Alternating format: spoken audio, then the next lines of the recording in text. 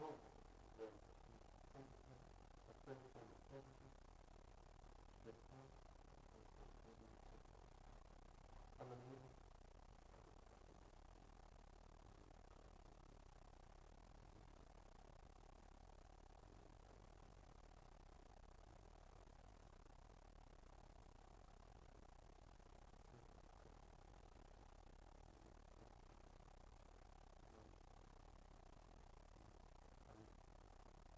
was a there's words with help.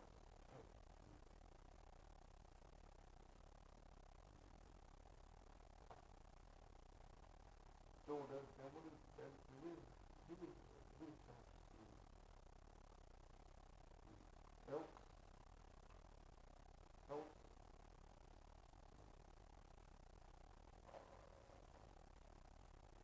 like I said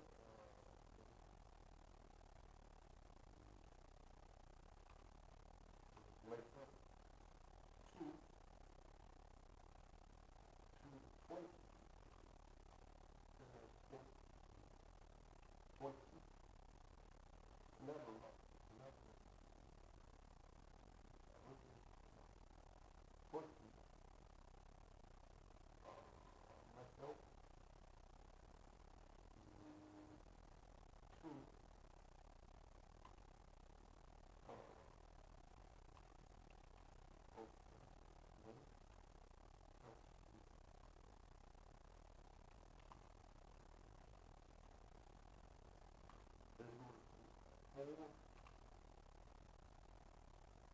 ten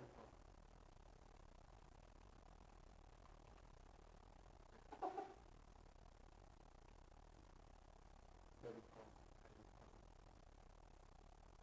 five whatever what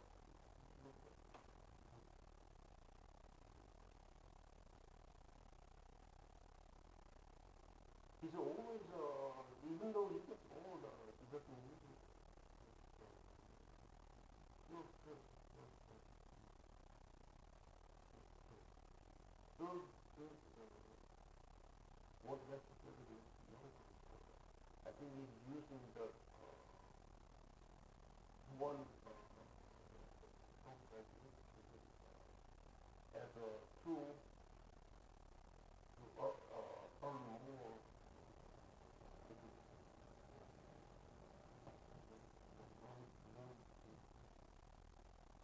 for the more effective person with the chance to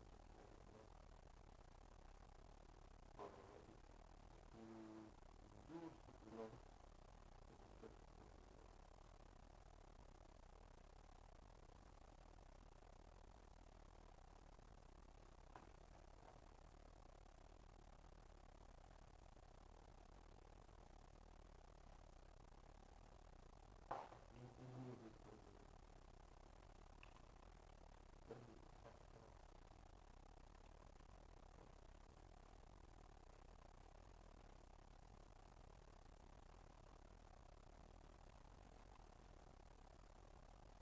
so myself two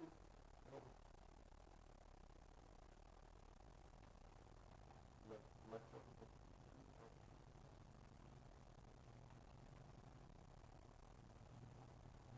to want to use it to earn more something that is there was like there was like a very useful if you pretty much done nothing wrong with the word there's no reason why you should do something then uh,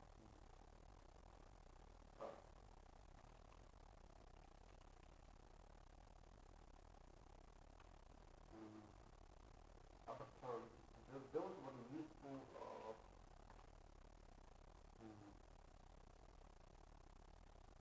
there's a lot more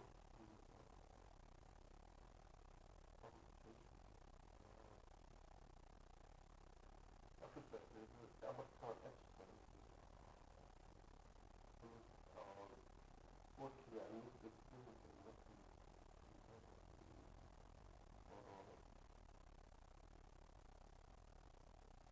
this Africa.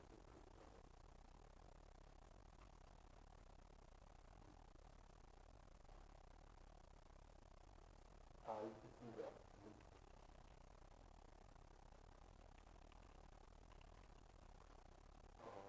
It could be that, or it could be that. Did it mention that?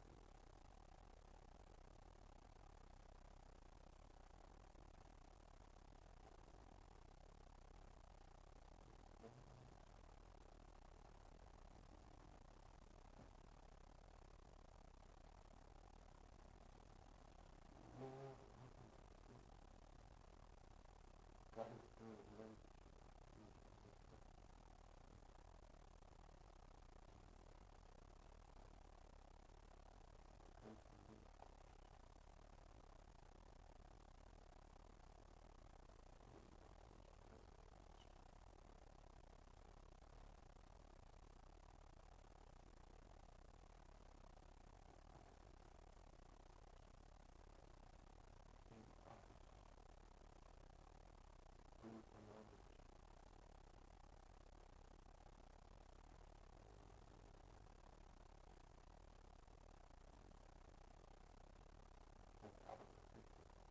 One of the other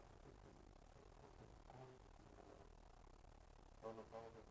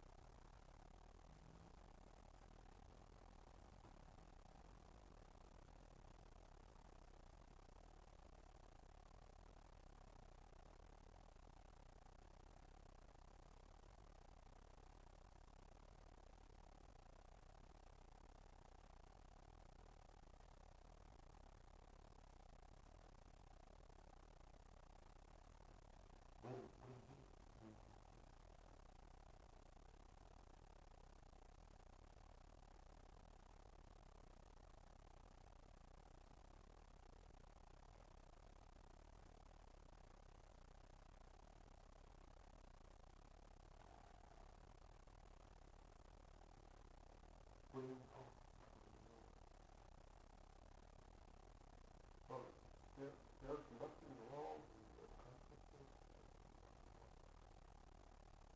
that there's wrong, and that's the wrong, and you have lesser,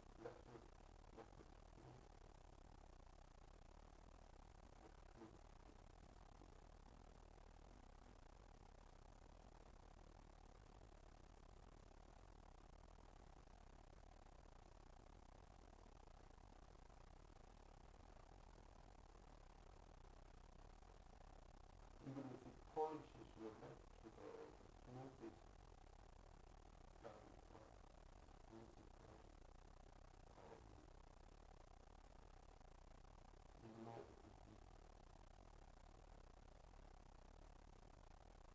yeah.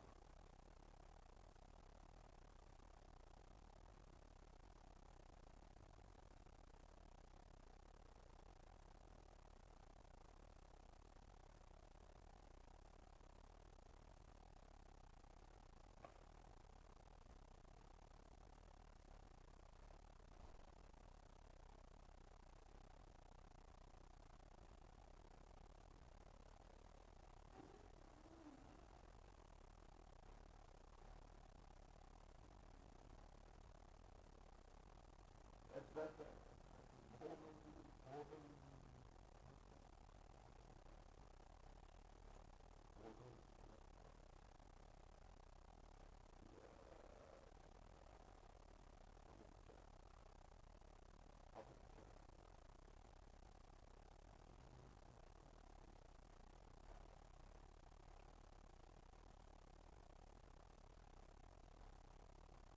why? Because Dubai needed to do it.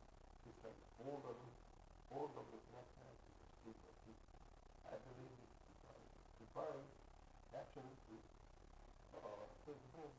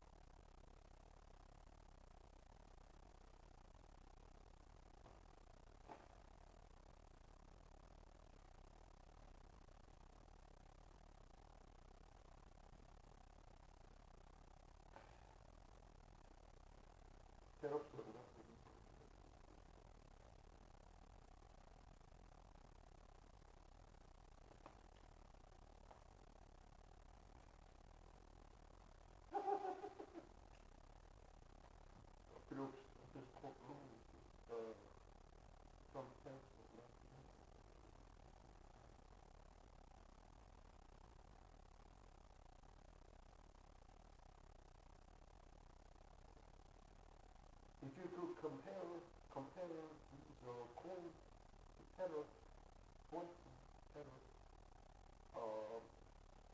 that you was attacking terror, and then overcoming terror. See where I want to put these, give these coins myself. See where I want to give these help to these parties dependent on me. That a British court rule, President Terror will not be over. He's using that for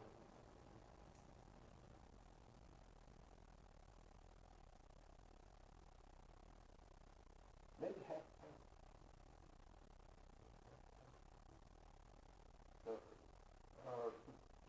Usually at the next, we have terrorism, we just have a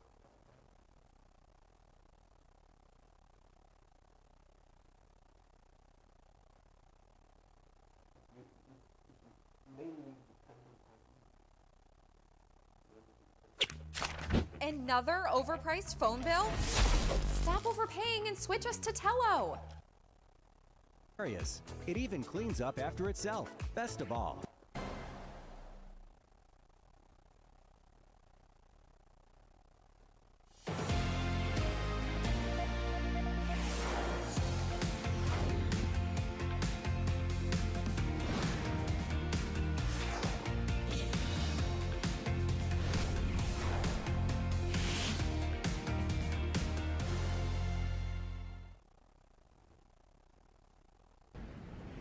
자연에서 배웁니다. 변함없는 정직함으로 사실 그대로 전하겠습니다. 뉴스 그대로의 뉴스.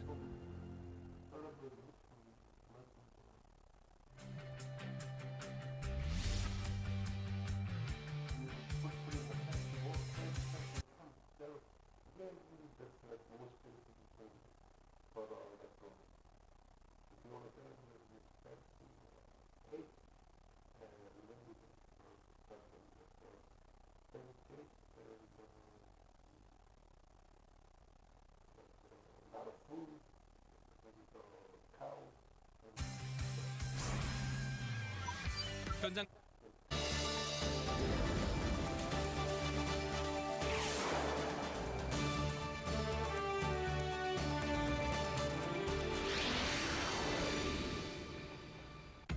Take the next step in your financial journey at Thrivent.com, where money means more. You understand how dangerous this is. 중심 연합뉴스 TV.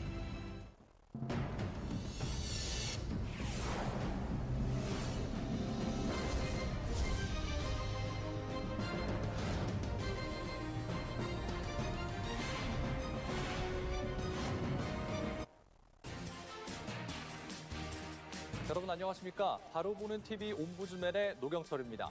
지난주에도 연합뉴스TV에서는 다양한 뉴스들을 발빠르게 보도해드린 바 있는데요. 먼저 한 주간의 주요 뉴스부터 정리해보겠습니다. 대통령께서 피스 메이커를 하시면 저는 페이스 메이커로 열심히 지원하겠습니다. That's good. We can do big progress.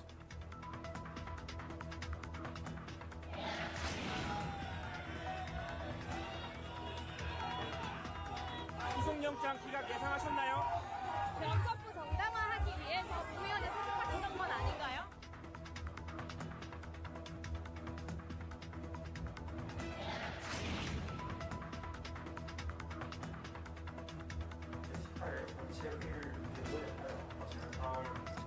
관리 감독이 매우 허술하게 이루어지고 있었다는 점도 확인하였습니다.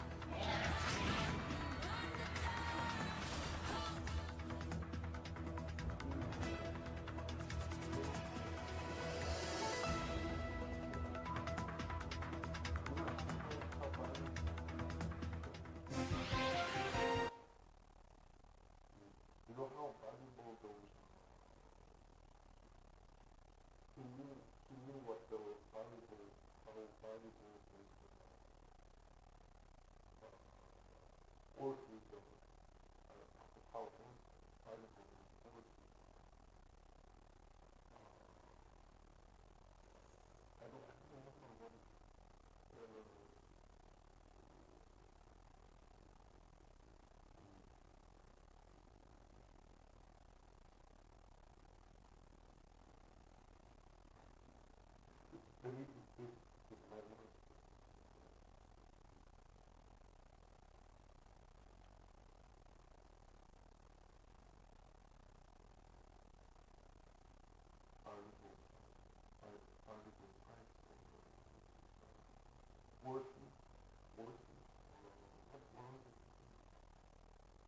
valuable, how valuable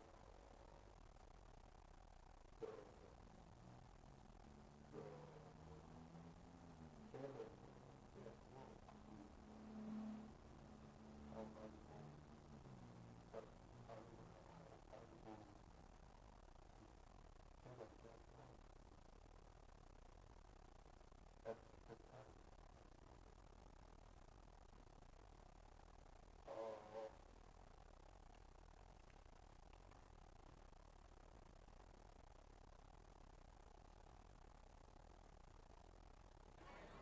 So my goal for 20.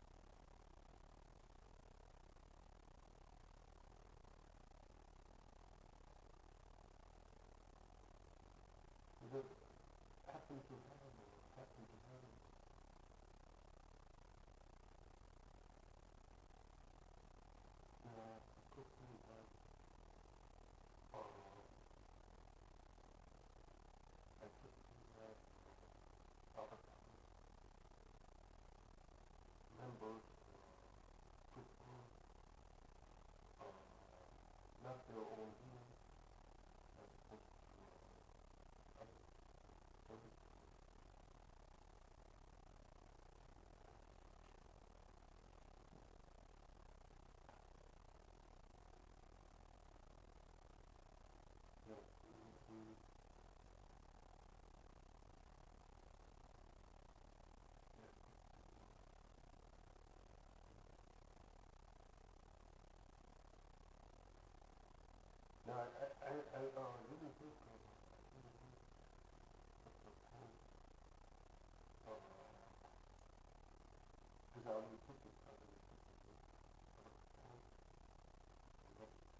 What if the key to a better life wasn't outside of you, but hidden in the way you see the world?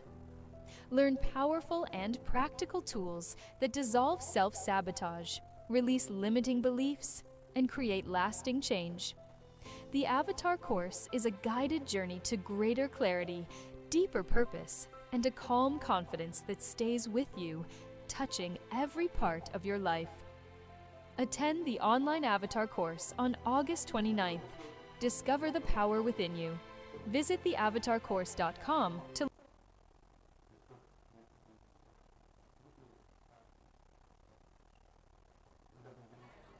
So my goal for 2020.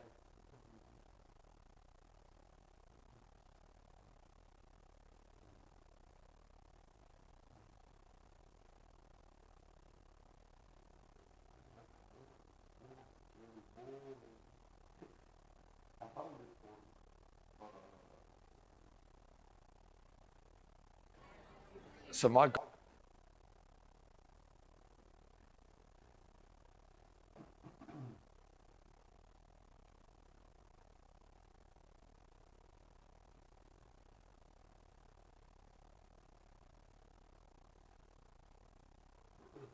Something like this, I was like this place our position before the young or something, or that's how we're supposed to feel.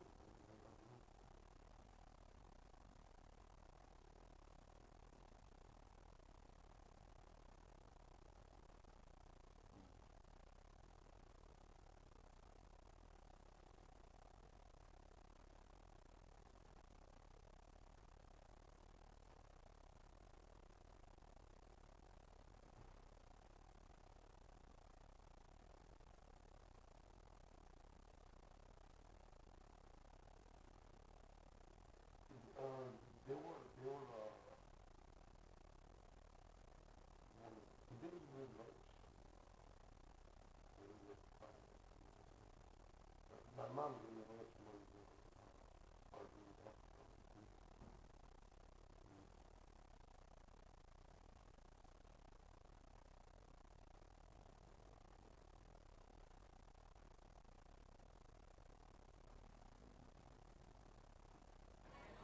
So my goal for 2024 was to create.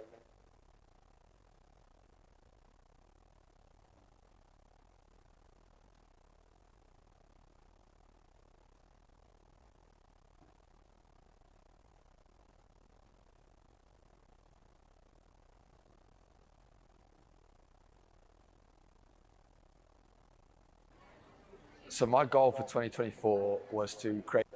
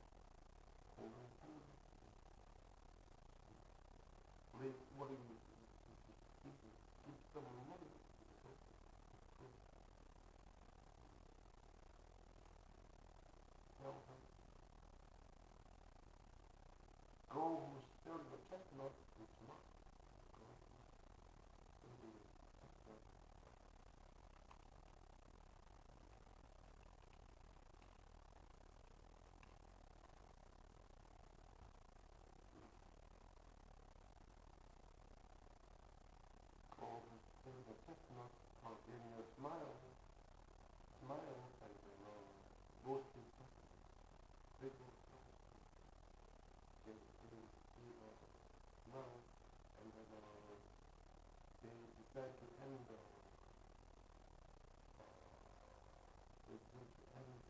execution, public execution. So this was the clearest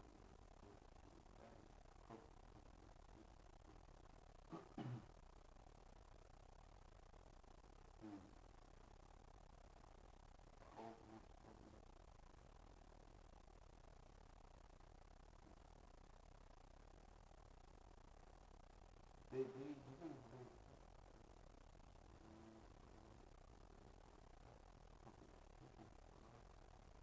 almost tomorrow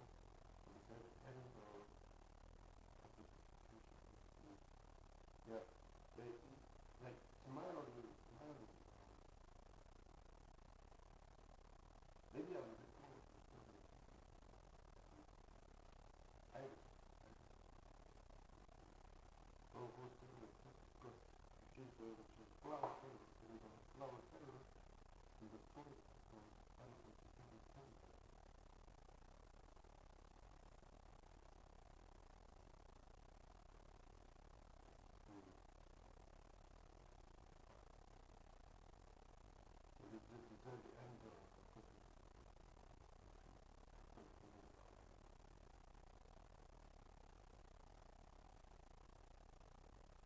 why was gold serving a chestnut?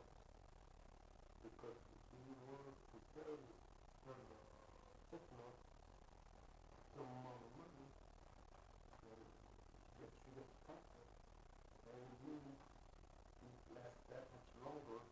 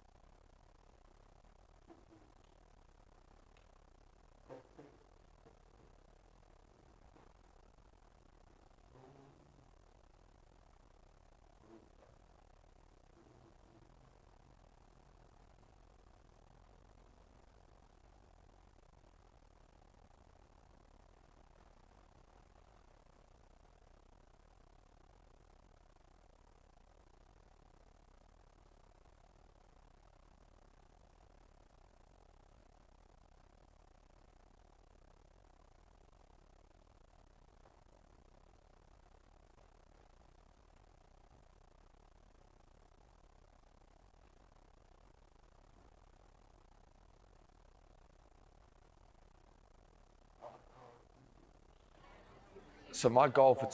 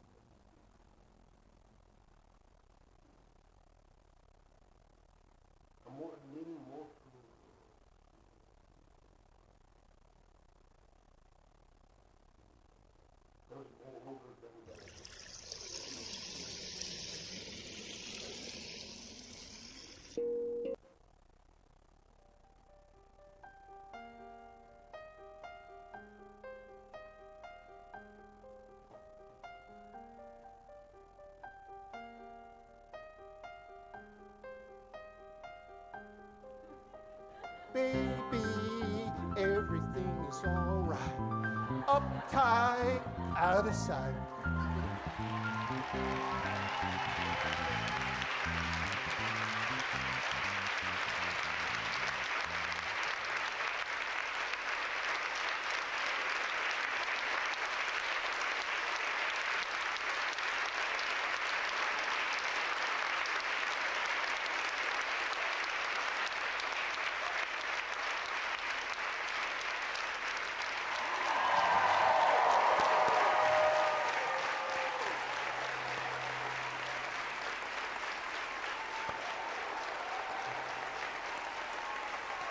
Thank you.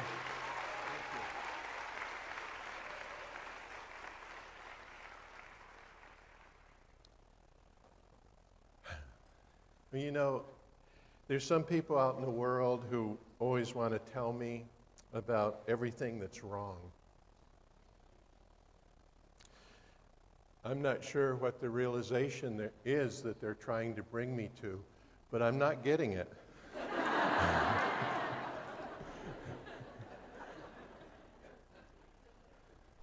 I don't consider that there's anything wrong with the world or the people in the world other than that they're still evolving. Things are what they are. And if you don't like it, change your mind or make them better. I personally like the attitude, everything is all right. You remember Diana Ross and the Supremes? Baby, everything is all right. Uptight, out of sight. Baby, everything is all right. Uptight, out of sight.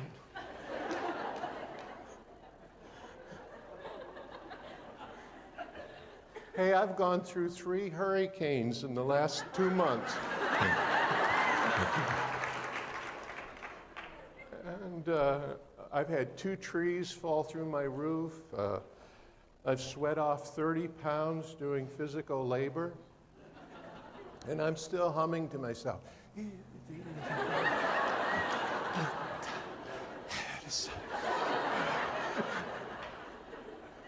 And if I'm wrong, well, that's all right too.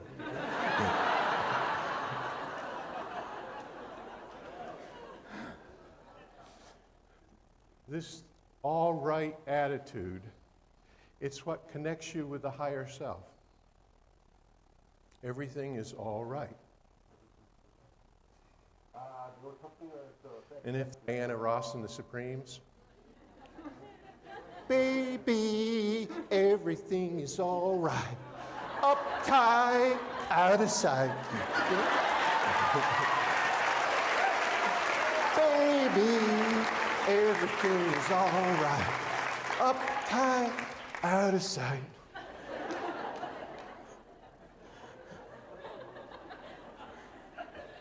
Hey, I've gone through 3 hurricanes in the last 2 months. And I've had 2 trees fall through my roof. I've sweat off 30 pounds doing physical labor. And I'm still humming to myself.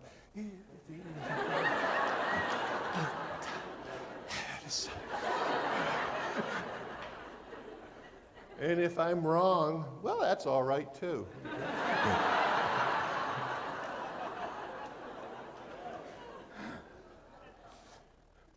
This all right attitude, it's what connects you with the higher self. Everything is all right. And if the ego self has secondary, I'm wrong that it's all right too, because he's not tapped into a baguette. He's not tapped into ego self. They're all right too. Anyway, I really came to. What's confusing is that I'll give a speech at the high school course. Why is this happening to me, or something, or I get a punch a couple of times. Why is this happening to me?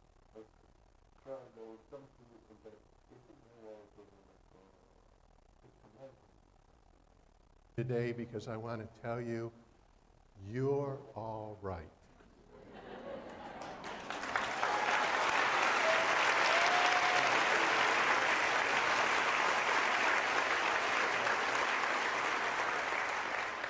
And if I can only convince you of one thing, that's it.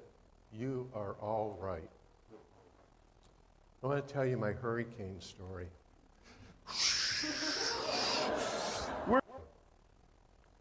Me about everything that's wrong. I'm not sure what the realization there is that they're trying to bring me to, but I'm not getting it.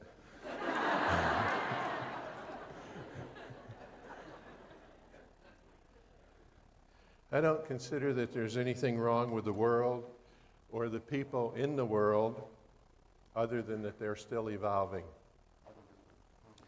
Things are what they are. And if you don't like it, change your mind or make them better. I personally like the attitude, everything is all right.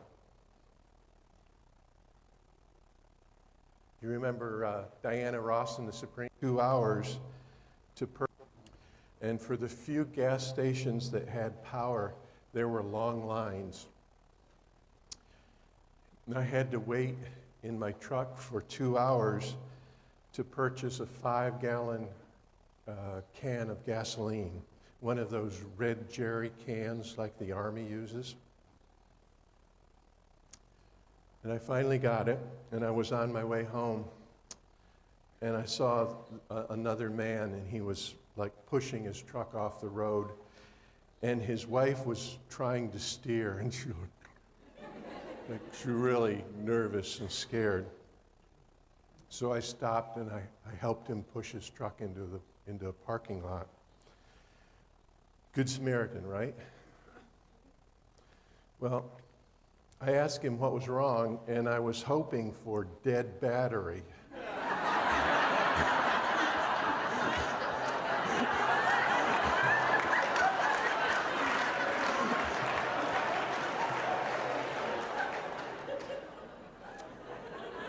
No, he was out of gas. You know that moment when the universe tests you? I have a can of gas in the back of my truck, and he needs it. And I don't catch all the tests that the universe throws at me, but this one was really obvious.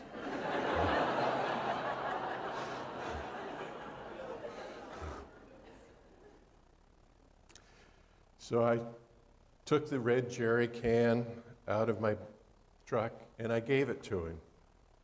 And the man offered to pay, but it was sort of an empty gesture because both he and I knew what the value of gas was and how hard it was to get. And I said, forget it.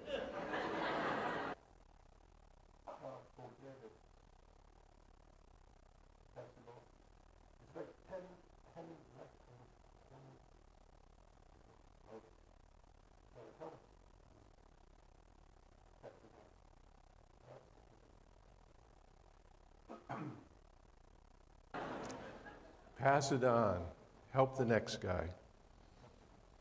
And he asked where I lived, and I told him, and then I drove off.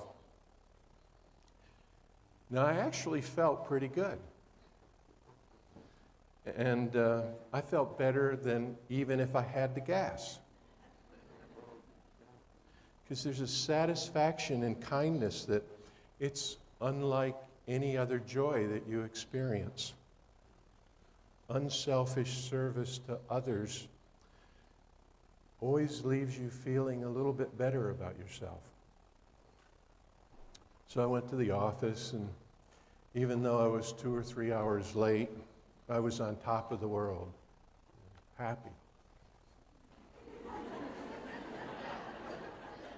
Everything is all right, uptight, baby.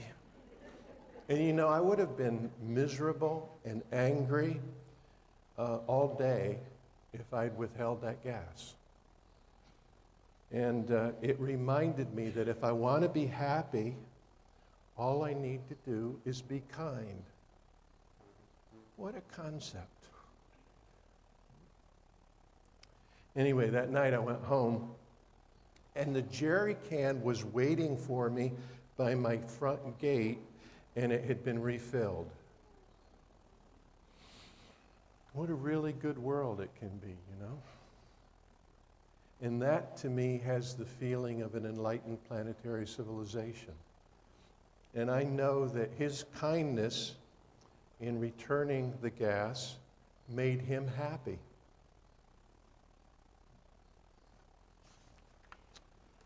So you can make a good world just by being kind.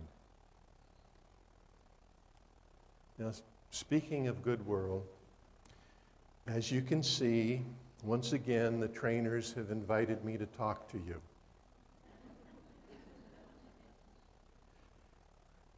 Harry, please talk at the pro course. Just a short talk, so people can see you. Well,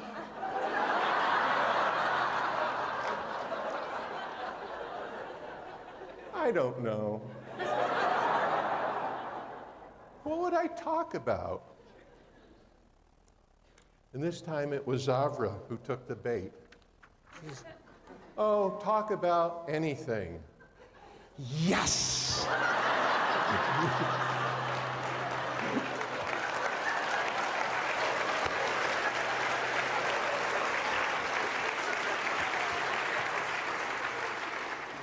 There it is, carte blanche.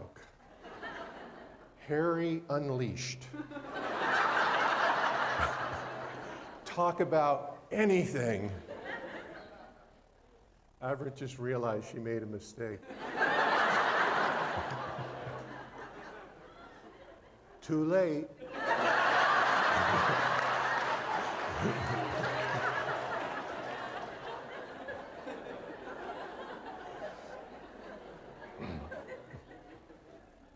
Let's see, what would anything include? Oh, enough about anything. Let's talk about me.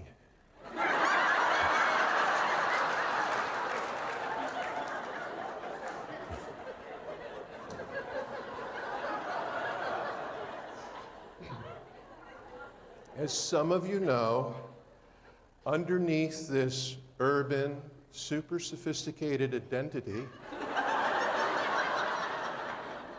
is a simple country boy. Yes, it's true.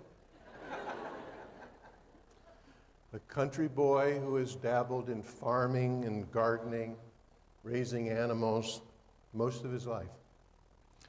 In fact, at this very moment, his swimming pool is home to 500 thriving happy tilapia.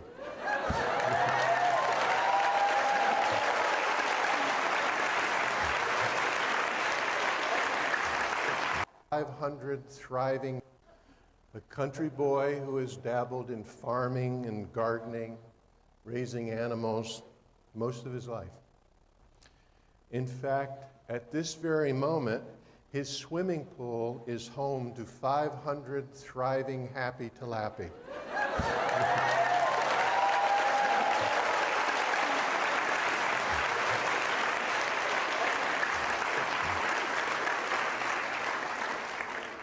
All swimming into the current. You probably heard him tell that story. Let me tell you what that simple country boy learned from farming. In the 60s, he took a class in botany, but it was pretty boring. He skipped most of the lectures, and the deadline for the final term paper kind of snuck up on him. And at the last minute, he turned in a one-page, two-word term paper. Everything grows.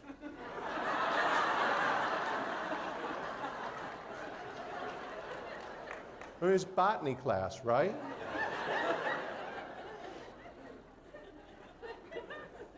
He felt this was a very profound statement. It may have had something to do with what he was smoking at the time. Everything grows, man. Everything grows.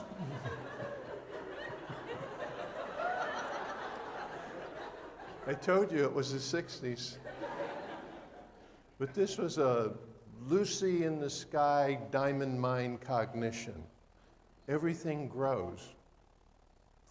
And he hoped that the professor would see the wisdom of that insight, and maybe the professor did. But he sent the paper back marked with an F, and he had scribbled in red, "and dies."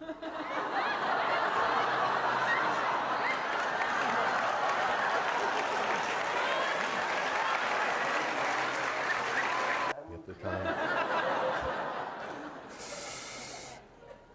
Everything grows, man. Everything grows.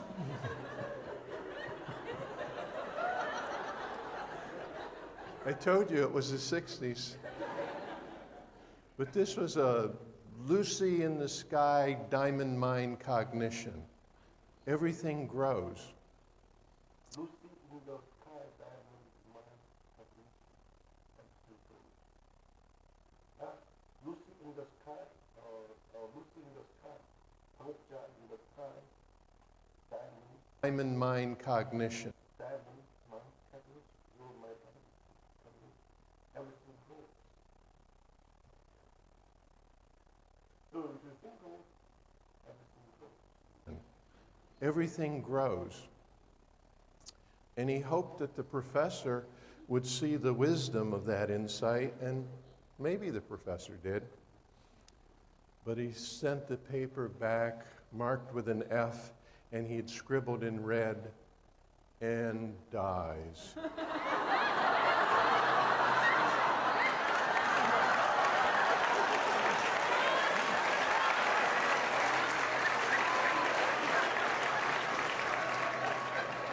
Paper back. But this was a Lucy in the sky diamond mine cognition. Everything grows. And he hoped that the professor would see the wisdom of that insight, and maybe the professor did.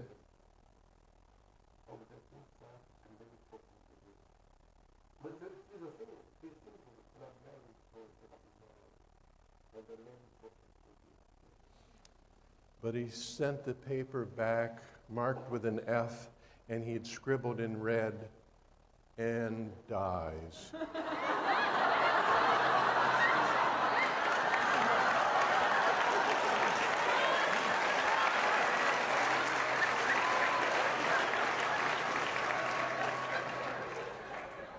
Well, I guess it depends on how you look at it.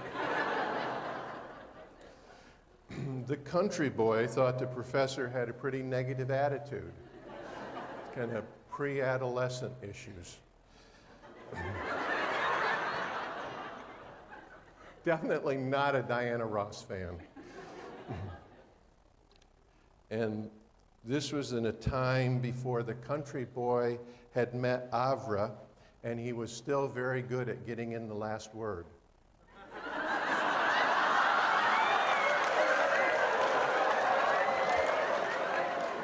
He was still very good at had met Avra, and he was still very good at getting in the last word.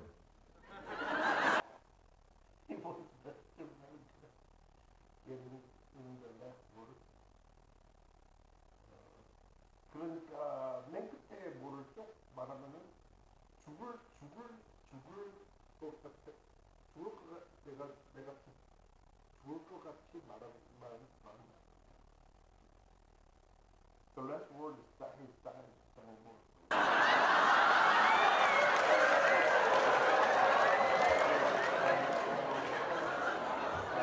Clear, diamond clear, they always they agree.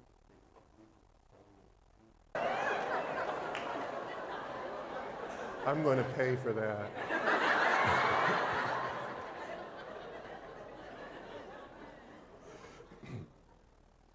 So he turned it back in. Under the professors and dies, he wrote, "What dies?"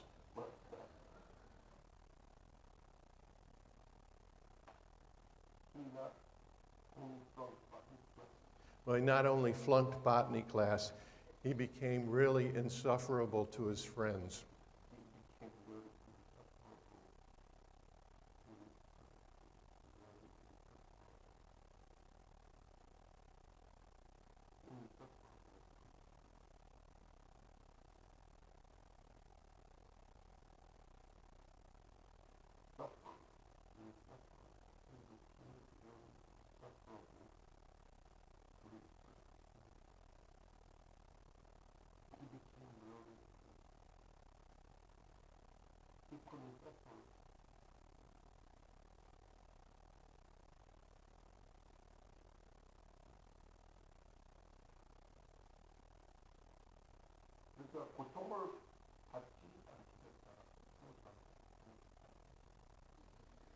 He kept injecting into every conversation, you know, everything grows. How are you doing, Harry? Everything grows. People started to avoid him, so he had a t-shirt made that said, everything grows.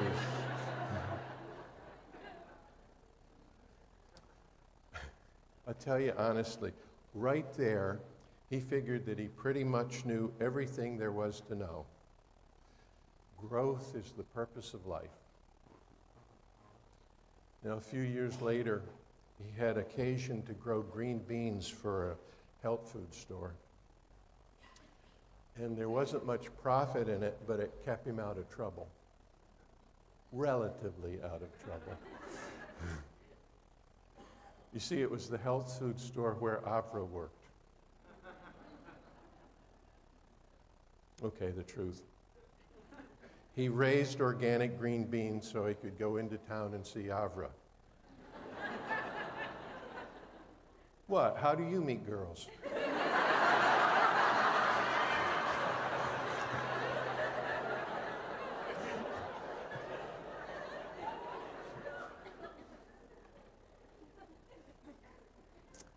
Anyway, as an experiment, he spread compost on some rows of green beans, and he left other rows to fend for themselves. And a month later, the beans that received the compost were almost twice the size of their neighbors. You go, whoa, another diamond mine cognition. Anything can be left to develop naturally, or it can be influenced to grow faster. Another diamond mine. Was it predicting where I was headed at the time? 40 years ago? Anything can be developed naturally, my family member, but the influence to grow faster. That's probably what he should have learned in the botany class. If he ever gets another shot at a botany term paper, he'll say, anything can be left to develop naturally, or it can be influenced to grow faster. Things can be influenced to grow faster. And at that moment, he was a self-realized organic gardener. He looked up in the clouds and he said, okay, God, I'm ready for the next assignment. And I wish I could tell you that the skies opened or something, or even that a crow flew over and pooped on his head. But that's not what happened. What did happen was he began to hear this tiny sound of chewing, and it was getting increasingly louder. And he lifted a bean leaf, and underneath there was a mob of green caterpillars devouring his bean crop.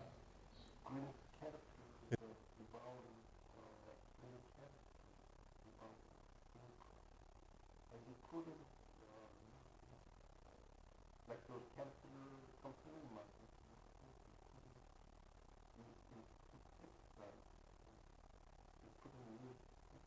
And since he couldn't use insecticides, it presented him with a problem.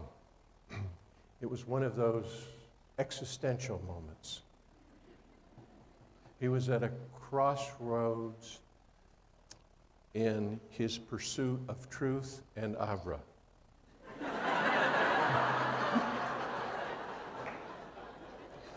He could plant resistant beans, or he could pretend to Avra that he was raising caterpillars for medical research.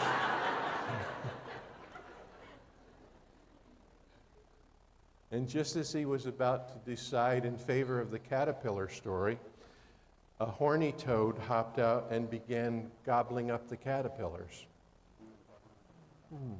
He's raising horny toads.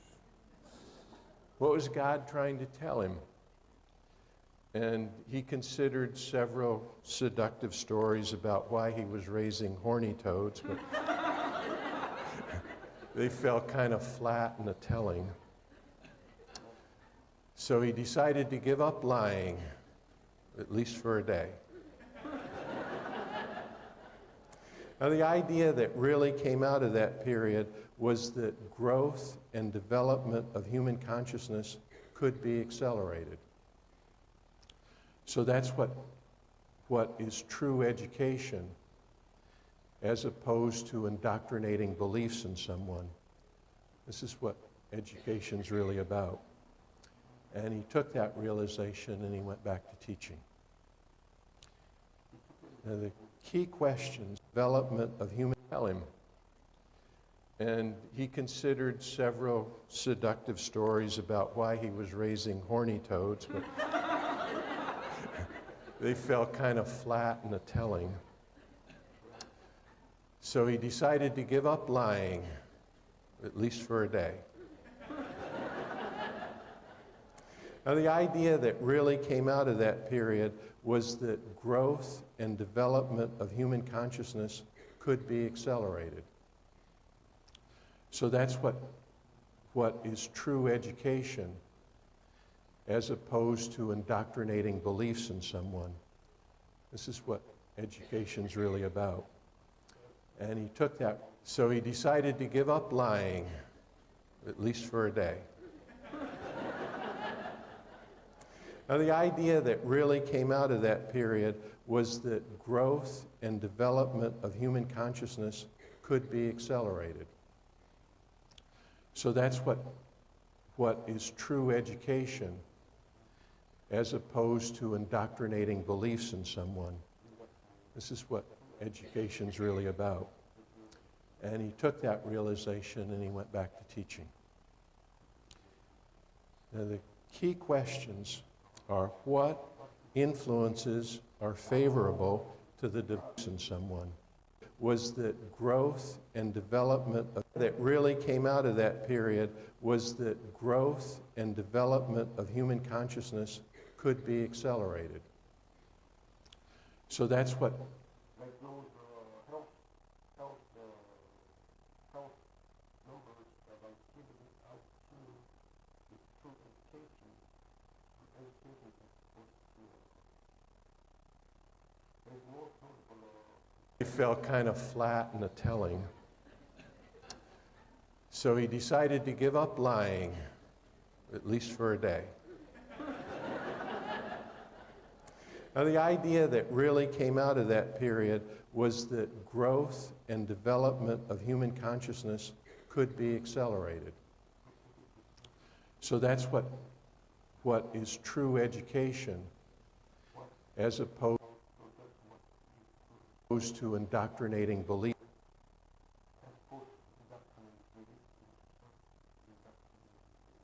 in someone. This is what education's really about.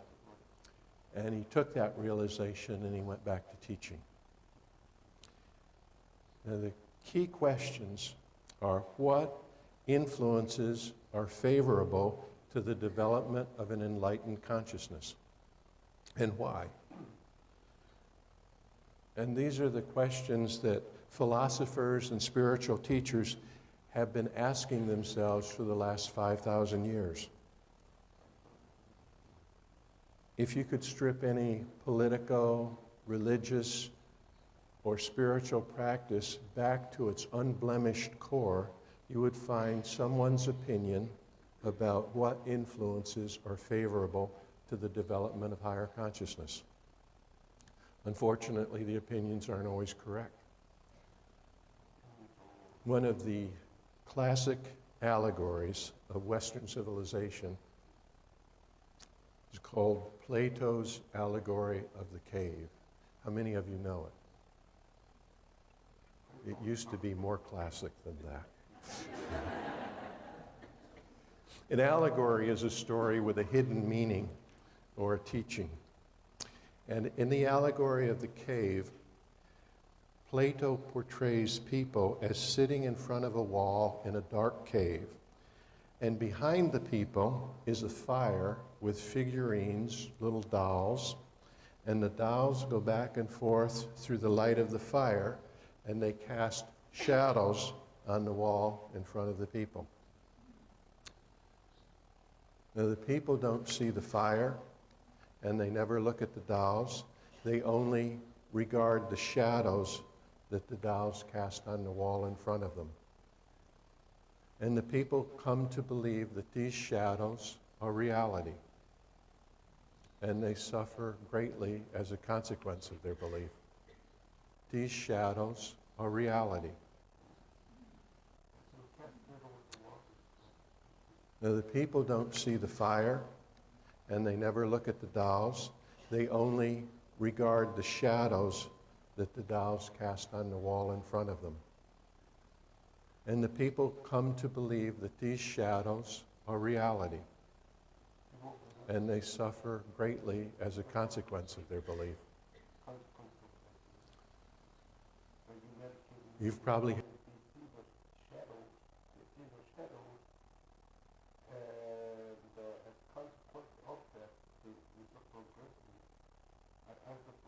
had Avatar students come to you believing that the universe was the source of their unhappiness.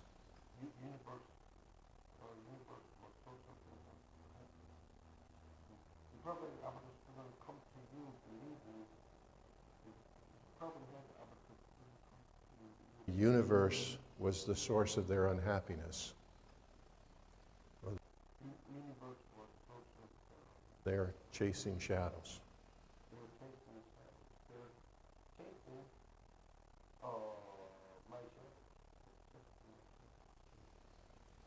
The people in Plato's allegory believe the shadows are reality because they know nothing but shadows, and they assume that there is nothing but shadows.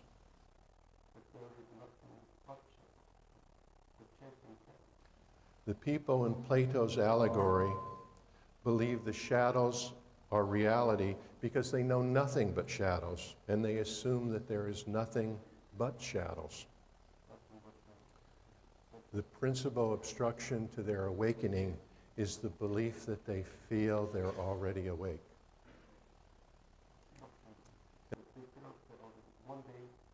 And one day, by fate or by circumstance, maybe by accident, one individual turns his head around. Plato uses the pronoun he, but it might just as well have been a woman.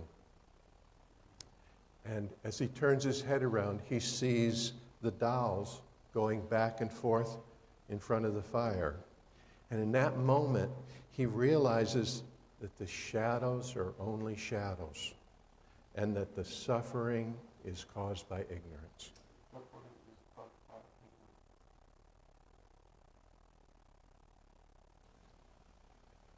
And if he's anything like the rest of us, he probably goes back briefly to watching the shadows and suffering. And maybe the experience will not last, but at least now he knows. And he has those and suffering is caused by ignorance. And if he's anything like the rest of us, he probably goes back briefly to watching the shadows and suffering. And maybe the experience will not last, but at least now he knows. And he has had this extraordinary moment of consciousness in which he realized that the shadows were shadows. Call it an avatar initiation.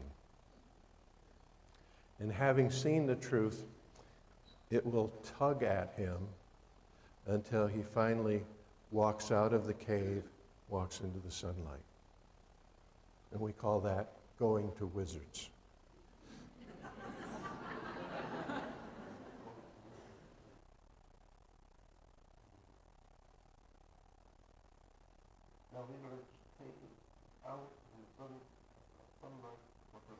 Now, he'd like to stay out in the sunlight for the rest of his life, but he feels an obligation to the fellows who are still suffering, who still believe in the shadows, and who believe there is nothing but shadows. How to enlighten them. If he goes back, still suffering, who still believe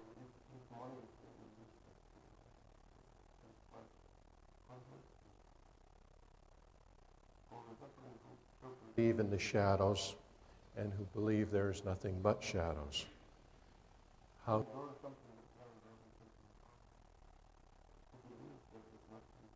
to enlighten them. If he goes back into the cave and he tries to tell the truth, they won't understand him.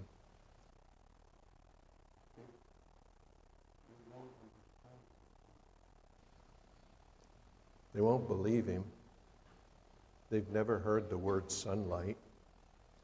They will feel that he's insane and a troublemaker. And he'll either end up imprisoned in the shadow world or even maybe crucified, because his words about sunlight are meaningless to the people who have only seen cave shadows. The principal obstruction to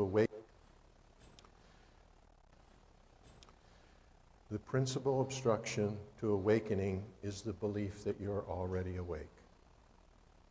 Now, while this statement is quite true, there is within it this sense of being made wrong.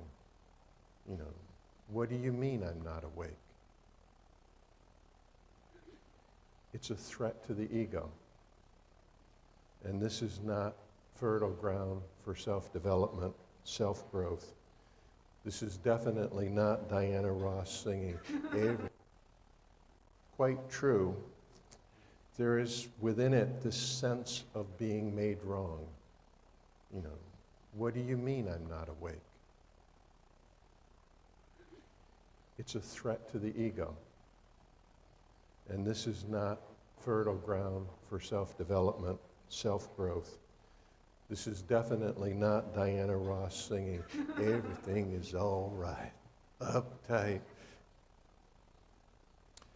But eventually, if he survives long enough, Plato's realized being grows smart enough to circumvent the ignorance and the intolerance of the shadow watchers. Ignorance and the intolerance of the shadow watchers. He does wizards. He gains the ability to understand and manage creation.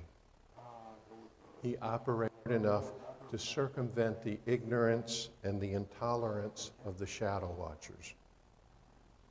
Long enough, Plato's realized being grows smart enough to circumvent the ignorance and the intolerance of the shadow watchers.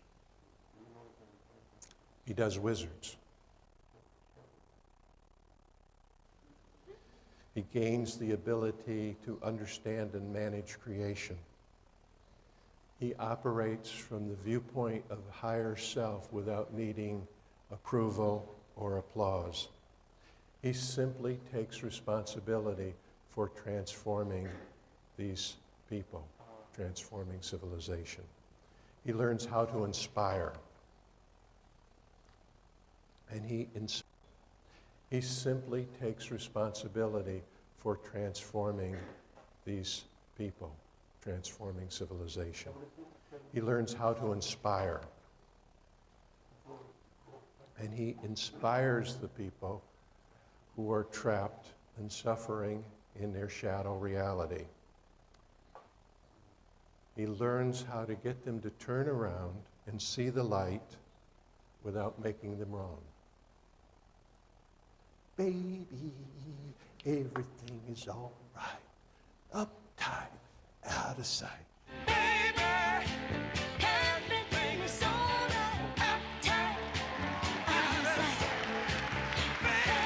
Baby, everything is all right. Uptight, out of sight.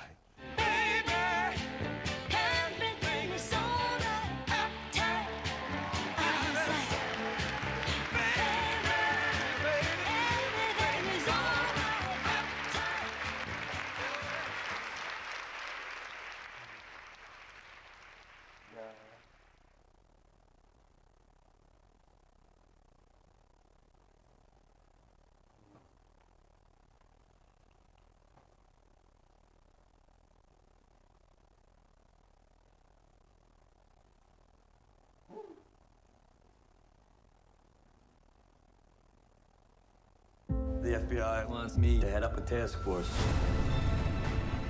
I need a better life for my kids. What have you done?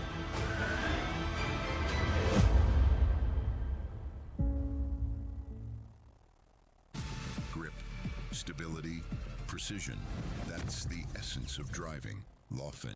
100% tariff on all chips and semiconductors coming into the United States. But if you've made a commitment to build, or if you're in the process of building, as many are, there is no tariff. 그럼에도 우리 정부와 업계에선 미국 정부가 결과적으로 우리 기업들의 발목을 잡진 않을 거라고 기대하는 눈치입니다. 행여 한국 공장들이 운영에 어려움을 호소하며 중국에서 철수한다면 중국 기업들이 글로벌 공급망을 손쉽게 차지할 수도 있다는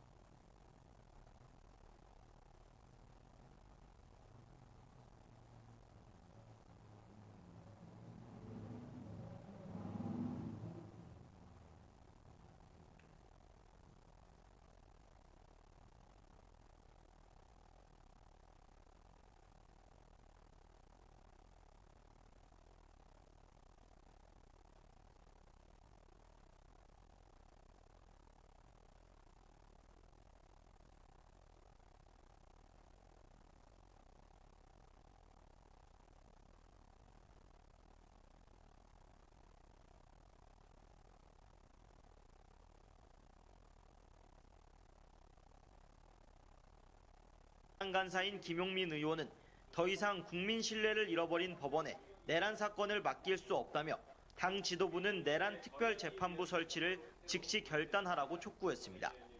여기에 박찬대, 박주민 등 의원들도 합세하자 여당 법사위원들은 의견을 모은 끝에 신속히 특별재판부 설치를 추진하기로 결의했습니다. 지기현 부장판사는 끊임없이 문제 제기를 했던 것처럼 공정한 재판을 하지 않고 있고, 그래서 신속하게 내란 특별재판부를 설치해야 된다는 것을 결의했습니다. 법 여건도 사법개혁에 대한 국민 열망이 커지고 있다.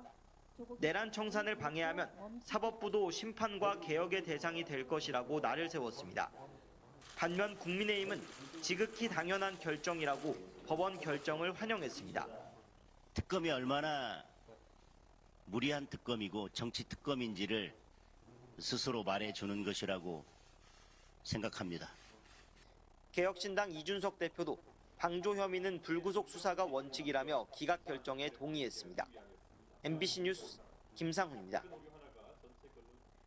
더불어민주당이 3대 특검의 수사 인력과 기간, 수사 대상을 확대하는 내용의 특검법 개정안을 발의했죠. 특히 김건희 특검법엔 김건희 씨와 그 측근의 MBC, YTN에 대한 경영 간섭과 탄압 의혹을 수사하도록 명시한 게 특징인데요. 윤석열 정권 당시 비판 언론 탄압에 숨겨진 배후가 드러날지 주목됩니다. 이기주 기자입니다. 시작은 비속어 논란, 이른바 바이든 날리면 사태였습니다. 이후 정권의 불리한 여론이 확산되자 이로부터 한 달여 뒤 김건희 씨의 최측근인 건진법사 전성배 씨, 그리고 통일교전 본부장 윤영호 씨가 비판 언론 탄압에 대한 대화를 나눈 사실이 최근 김건희 특검에 의해 포착됐습니다. 당시 전 씨가 윤 씨에게 MBC를 내년에 없애려고 하는데 강경하게 밀어붙이시라 했다. 좌파 방송과 여론을 잘 다스려야 한다는 취지로 언급했다는 겁니다. 이에 대해 윤 씨가 언론이 중요하다는 취지로 답하자 전 씨는 지금 검찰, 경찰 모두 동원해 법치로 가야 한다. 공포 정치도 좋으니 피바람을 일으키는 것도 좋다는 취지로 말한 것으로 전해졌습니다. 이 대화가 오간 뒤 실제로 비속어 논란을 최초 보도한 MBC에는 소속 기자들에 대한 경찰의 수사와 MBC 경영진 교체를 노린 이사진 해임, 광고 불매 압박 등의 탄압이 이어졌습니다. 삼성과 여러 기업들이 MBC에 광고로 동력을 제공하는 것을 즉각 중단해야 하며 이는 선택이 아닌 의무라고 역설합니다. 또 이 무렵 전 씨는 윤 씨에게 YTN을 인수할 수 있도록 조치하려 한다. 이철규 의원에게 인수 방법을 알아보도록 했다는 취지의 메시지를 보내기도 했는데 실제로 당시 돌발 영상 등으로 윤석열 정권과 불편한 관계에 있었던 YTN은 결국 공기업 지분이 모두 매각돼 사기업에 인수당하는 처지가 됐습니다. YTN 이 지분은 조속한 시일 내에 매각 절차를 진행해 주기를 바란다. 그렇게 하실 거죠? 예. 이로부터 3년이 흐른 지금 민주당이 특검법까지 개정해 윤석열 정권 당시 MBC와 YTN에 대한 탄압 의혹을 수사 대상에 추가한 것, 비판 언론에 재갈을 물렸다가 몰락의 길을 걷게 된 윤석열 정권의 전철을 다시는 밟지 않도록 언론 탄압의 전모를 밝혀야 한다는 취지라고 민주당 관계자는 전했습니다. 언론 탄압의 진상을 규명할 특검법 개정안은 법사위 논의를 거쳐 다음 달 국회 본회의에서 처리될 예정입니다. MBC 뉴스 이기주입니다. 피청구인은 그 비상계엄이 애시당초 금방 끝날 거기 때문에 설령 위헌이라 할지라도 파면되어서는 안 된다 이렇게 주장을 했습니다. 근데 우리가 심리해 본 결과 피청구인의 뜻대로 비상계엄이 빨리 끝난 게 아니라 비상계엄 소식을 듣고 달려온 시민들이 저항을 했고 그다음에 투입된 군경이 소극적으로 임무 수행을 했기 때문에 그게 조기에 해제된 겁니다. 따라서 그걸 피청구인이 유리한 사정으로 가져갈 수 없다 이런 뜻이고, 그러면 시민들이 왜 그렇게 갑자기 달려갔냐, 저는 그게 5.18 정신이 있었기 때문이라고 생각합니다. 5.18 정신은 불의에 저항하는 정신 아니겠습니까? 12월 3일 날 비상계엄이 선포되었다. 불이다. 그러니까 우리가 저항하겠다. 내 생명이 위태로운가 위태롭지 않은가를 따지지 않았다. 그렇기 때문에 비상계엄이 저는 조기에 해제되었다고 생각합니다.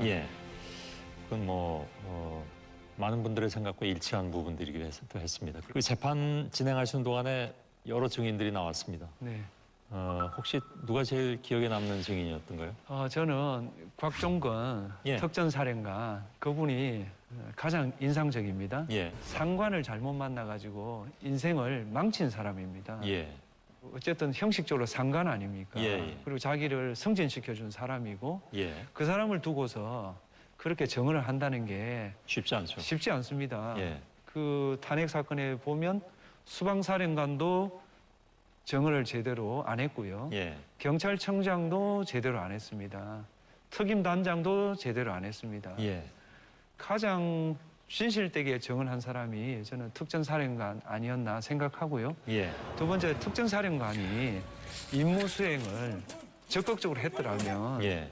비상계엄 해제 결의 못합니다. 그렇죠. 특전사가 그 국회의원을 왜 못 끌어내겠습니까?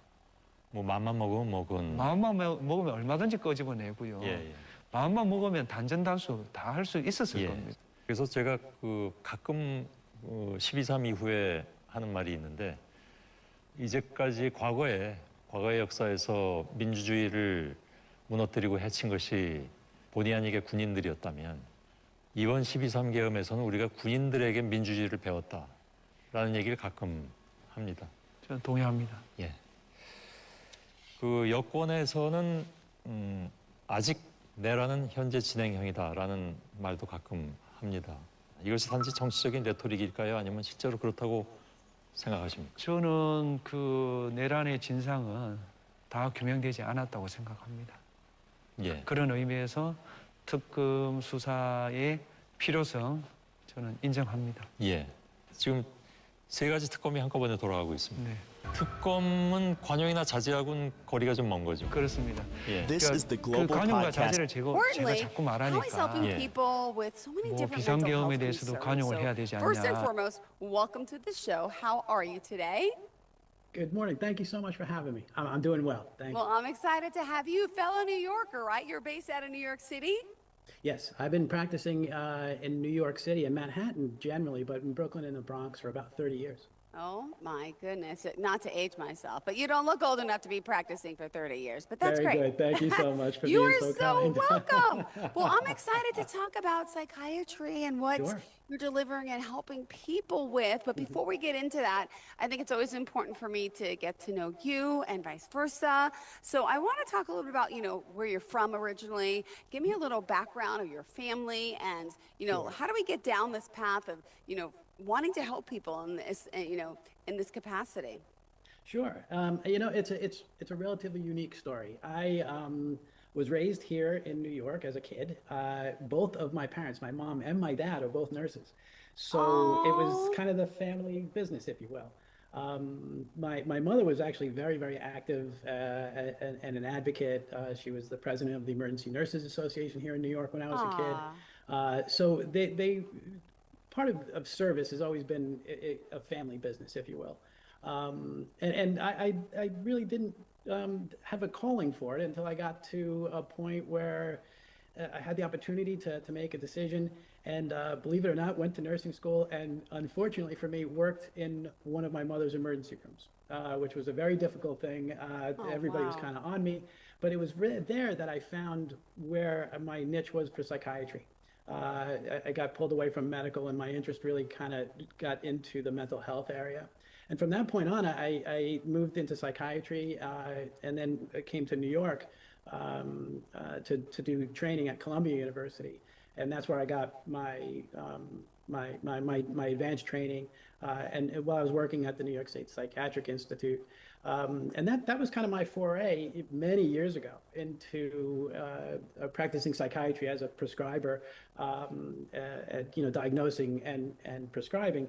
And since that time, I went into the public sector and worked in community psychiatry. I worked in shelters and clinics and community clinics and emergency rooms, as well as now I maintain a private practice. I was the director of psychiatry for some large agencies where we basically took care of folks who couldn't access the system elsewhere.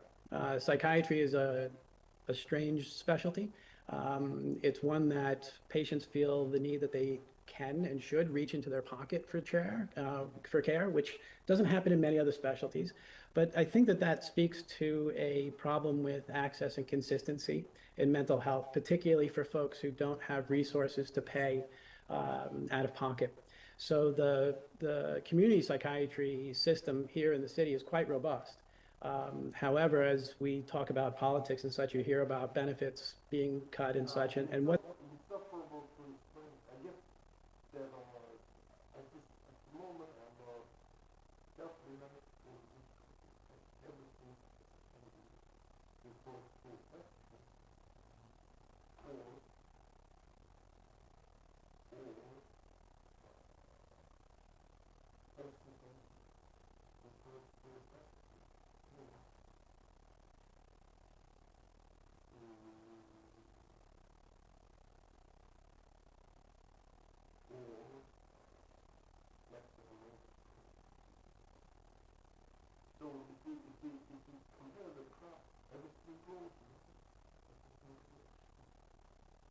what that means for mental health is that we're going to have the sociological consequences of a system under strain, because unlike most other places in medicine, psychiatry causes homelessness. Not many other illnesses do. If diabetes or asthma caused homelessness, we would be treating them differently than we treat mental health. So I think that, you know, the larger part of why I got into the system was a matter of interest and curiosity. And then afterwards, it became somewhat of a calling to try to improve access and consistency for a larger set of patients. And that you know, I've bounced around a lot and had a lot of experiences in addiction psychiatry and infectious disease consultation. And what I generally found myself more interested in is the community-based work. But now I'm old, despite my appearance, and I have now stepped back and I do some consultation for non-for-profits here in Harlem. Right now I'm consulting with some agencies, but generally right now I'm providing comprehensive treatment in person and virtually through a private practice, treating children, adults, and adolescents in a comprehensive way to make good on what I've been shooting my mouth off on, and to try and allow access and consistency. And so that's the short sketch of where I am and how I got here. Well, amazing. Thank you for sharing this. And I know you mentioned your wife. She inspired you to get, can you tell me a little about your family life My too? wife is a wonderful girl. We went to high school together, and she wouldn't date me in high school, but she did afterwards. And when she has a PhD in molecular and cellular neurophysiology. She teaches at St. John's University and did training at Columbia. And it was one of the reasons that brought us up to New York. And in the context of her work, the incredible sacrifice and dedication that folks who have that scientific calling was really inspirational. While we were at Columbia, I was working at Columbia, I was training at Columbia, my wife was doing her postdoc there. My son was born there. He went to school there. So we were kind of in a company store kind of a way, but it really did allow for me to feel like I could do it. You know, like many of us, we all have the fake it until you make it attitude. But when we have somebody who's strong and supportive next to us who can guide us as a model as well, it helped me not stumble. And when I did, she helped pick me up and dust me off. Clinical training in psychiatry is difficult. It's not selling balloons, and not everybody is happy with what is going on around them. You get to see people in the absolute worst states that they're in. So having my wife around to help me get through training, and then also to help me rebound after 30 years of hearing, you know, terrible stories, and hopefully with the interventions that we put in, we can change the outcome of those stories. And I think that psychiatry, because it's pervasive and it allows for folks to have a posture that allows them to pursue wellness in every other way, it becomes important. It's pervasive. It ties in through the entire human condition. And certainly my human condition was improved because of my wife was looking after me this whole time. Aw, beautiful. Oh my goodness. Well, It's the truth. It's the truth. well, this is great. I love getting, the backstory to get to know you further. And now let's get into business and how you're helping so many. You mentioned you employ holistic, individualized, multidisciplinary approach to wellness. And you say the goal is really to support and improve wellness. So let's dive in a little further, if we can, into, the three aspects that you wanted to kind of discuss for today, right? Providing the quality treatment, ensuring access, consistency, and let's get to some of the things that you're actually, helping people and you can help people with. Sure. I think that one of the things about this system is we can look at it in many different ways. Psychiatry can be looked at in the molecular kind of cellular way. It can be looked at in the medication affecting a patient, and then the way that the patient affects the community, and then the community affects the system. So, in that spectrum, there's many different ways that any one of us at any level can intervene. I particularly like to intervene on the smaller level. So in providing access, that's I think one of the most paramount challenges is that when somebody is feeling depressed or anxious or has to establish new care, that it becomes very, very difficult to try and obtain an appointment. So establishing treatment with a provider not only is difficult because the person is in a difficult state. They're not feeling well when they come to you. So just getting the appointment and getting them in the door so that we can provide some help is challenging. So in my office, we offer virtual visits and in-person visits throughout the days and evenings, early in the morning, to try and work around people's schedules, as well as to provide some availability that's not 6 months down the road, which is a typical issue when you call and make an appointment. They'll give it to you in November. Yeah. So in that setting, providing that kind of access is paramount. The second part to it, though, is as you mentioned, the holistic piece. Okay. Is that in psychiatry, I'm not, in my approach, I don't just look and say, you're a depressed person, I'm going to treat you with this medicine to remove these symptoms. What we look at is a total picture of the person, because we need a total picture of wellness. And that includes social interactions, sleeping, eating, exercising, the quality of the quiet time that they have, the quality of the actual stressful time that they have, the ability to put someone on a firm posture, on a firm footing, so that they can go and deal with whatever life is rolling at them, even if they have to carry the burden of depression or anxiety or schizophrenia. Once those systems are put in place so that we can treat the symptoms, but then we look at how we can generate wellness. So it's not just a state of absence of symptoms.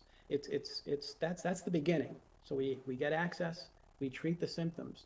Now we try to get the correct posture for wellness moving forward, for long-term, sustained, maintained wellness. And that's the real challenge, to keep a patient engaged, to keep your community engaged, to make sure that there aren't those obstacles where insurance won't pay for a visit, or honestly, most of us, it's a very common thing. Many of my colleagues and I have similar issues with access.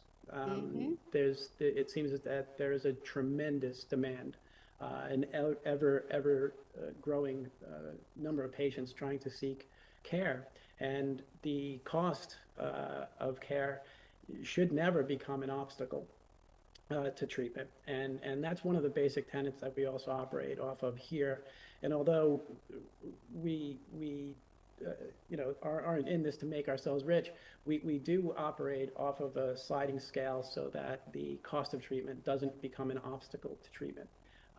The idea about the logistics of scheduling and consents and insurance eligibility and co-pays and all that nonsense is secondary to what the real goal is what are we here to treat?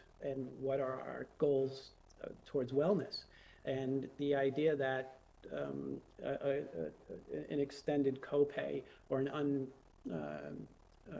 unapproved visit it does not stand in the way of us treating patients. We singularly look at the treatment goals for our patients as our primary motivating factor.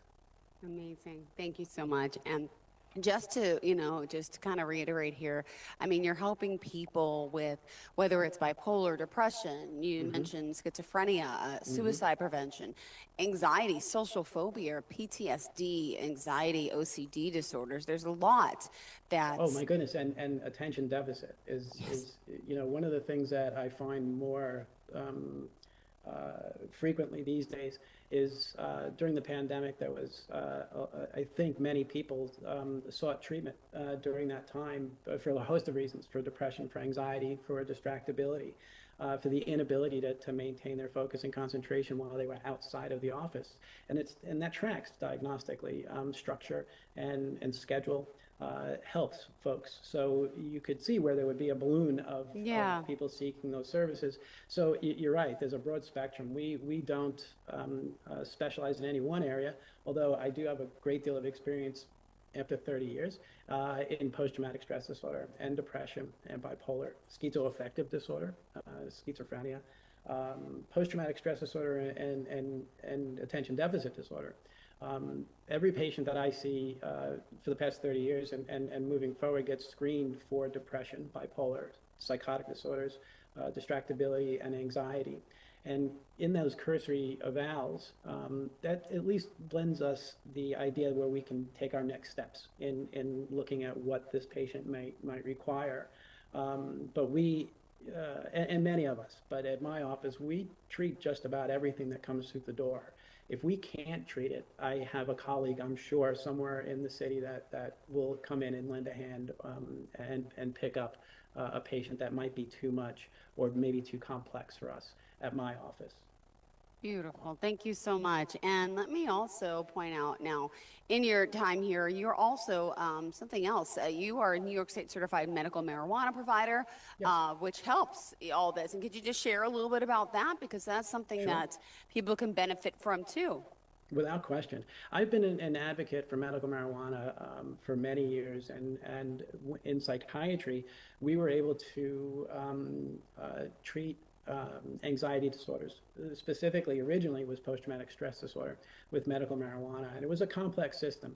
You had to come in, get an evaluation, get registered, and then obtain your medicine, your cannabinoids at a dispensary. Now that it's legalized, it's a much different field, and the supply is safe and unadulterated. And I think is relatively well regulated. Not to the extent that dispensaries were, but I think that the supply out there is safe. And so one of the things about using weed to treat anxiety is this: it works great. It is something that will help people feel calm.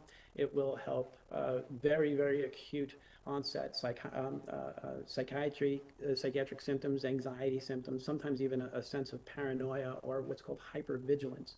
And so in the setting of using cannabinoids or medical marijuana, there's really a large gradient of very, very potent anti-anxiety features. The problem with medical marijuana and using even recreational marijuana, using it as an anti-anxiety agent, is that you can't really take an edible and then go to work because we have a side effect. The side effect of medical marijuana and recreational marijuana is that it will make you very, very calm. It will treat your anxiety, but you will be stoned as a side effect. So it makes it very difficult to go to work and do very technical work or data entry, or to not, let's face it, we don't want to be stoned at work. But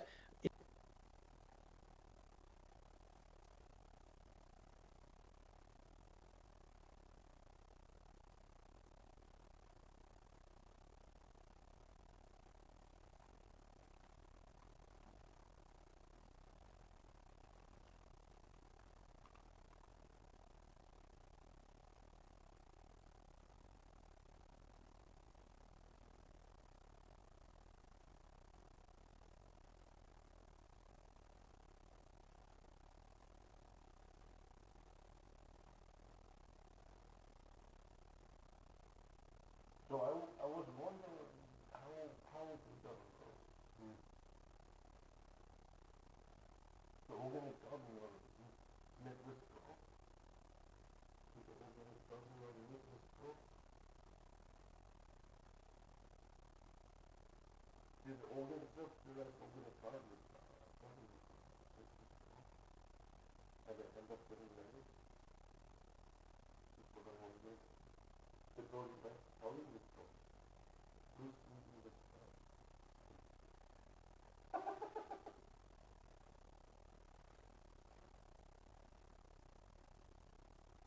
I was just wondering. TV 매일 미사는 미사에 참석할 수 없는 사람들에게 영성적인 위로를 주는 전례 프로그램입니다.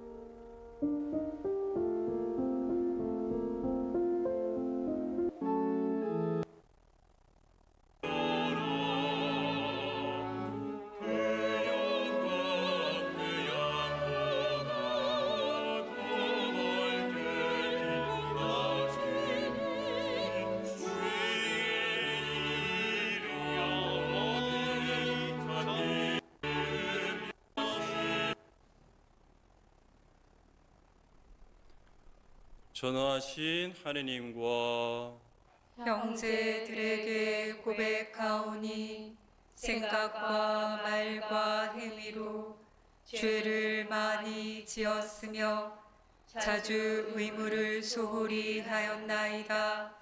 제 탓이요 제 탓이요 저의 큰 탓이옵니다. 그러므로 간절히 바라오니 평생 동정이신 성모 마리아와 모든 천사와 성인과 형제들은 저를 위하여 하느님께 빌어주소서. 전능하신 하느님 저희에게 자비 하느님께 영광. 땅에 서린 주님께서 사랑하시는 사람들에게 평화. 주 하느님 하늘의 임금 선행하신 아버지 하느님 주님을 기리나이다. 찬미하나이다. 주님을 금송하나이다. 찬양하나이다. 주님 영광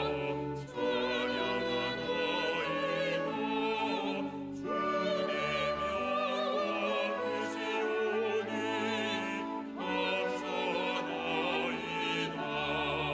내 아들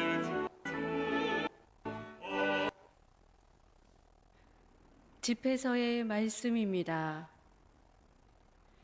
얘야, 내일은 온유하게 처리하여라. 그러면 선물하는 사람보다 내가 더 사랑을 받으리라. 내가 높아질수록 자신을 더욱 낮추어라. 그러면 주님 앞에서 총애를 받으리라. 정녕 주님의 권능은 크시고 겸손한 이들을 통하여 영광을 받으신다. 거만한 자의 재난에는 약이 없으니 악의 잡초가 그 안에 뿌리 내렸기 때문이다. 현명한 마음은 격언을 되새긴다. 주의 깊은 귀는 지혜로운 이가 바라는 것이다. 주님의 말씀입니다. 하느님 감사합니다.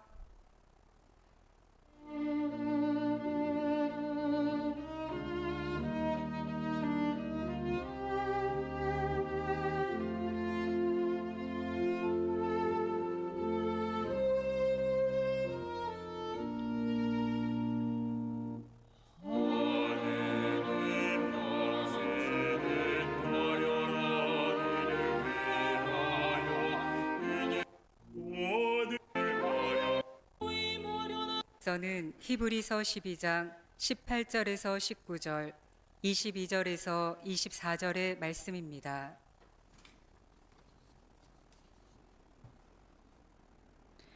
히브리서의 말씀입니다. 형제 여러분, 여러분이 나아간 곳은 만져볼 수 있고 불이 타오르고 짙은 어둠과 폭풍이 일며 또 나팔이 울리고 말소리가 들리는 곳이 아닙니다. 그 말소리를 들은 이들은 더 이상 자기들에게 말씀이 내리지 않게 해달라고 빌었습니다. 그러나 여러분이 나아간 곳은